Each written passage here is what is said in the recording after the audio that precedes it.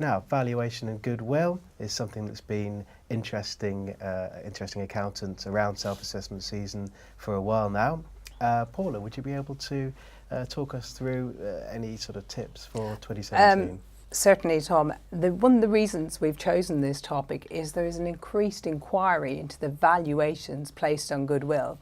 And for those practitioners who've been involved in the incorporation of businesses or the transfer of goodwill, you will be familiar with this problem. So this is where a business has been transferred to a limited company and a valuation has been placed on the goodwill.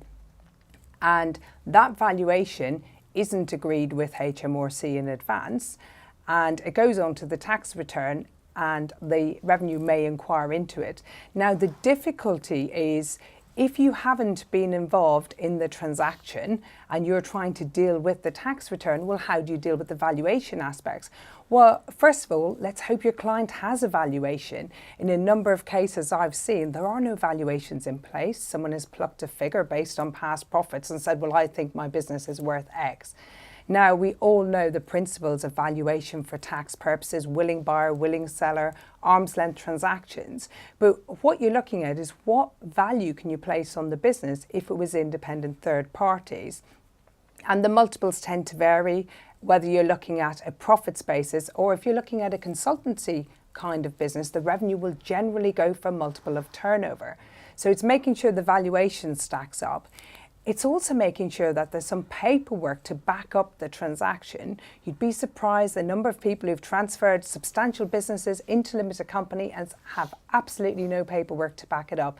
As you're doing the tax return, that's the time to be asking the questions, putting together your file of evidence. Now, we hope your clients don't get an inquiry into the valuation, but if your clients do get an inquiry into the valuation, you want to be prepared for that inquiry and you want to be able to respond to HMRC's questions, and you also want to have a strategy for dealing with the shares valuation division.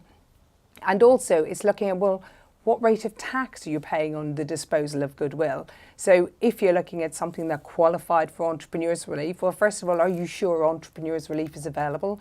Did you have the transfer of a whole business, or did you cease a business and then transfer the assets? Or did you simply transfer an asset?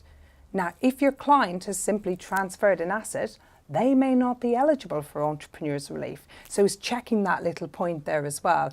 And, you know, it is a very, very complex area because it's subjective what a valuation is. And truly, until somebody buys your client's business, none of us really know what that value is. We just have to use established principles and case law to place a value on the business. So a real headache area for practitioners, in particular this time of year when they're really pressed to get tax returns out and this kind of thing lands on their desk as something that's already happened. Fantastic. Thank you, Paula. As you say, complex stuff, and It is. you've heard a lot of goodwill from us for explaining it.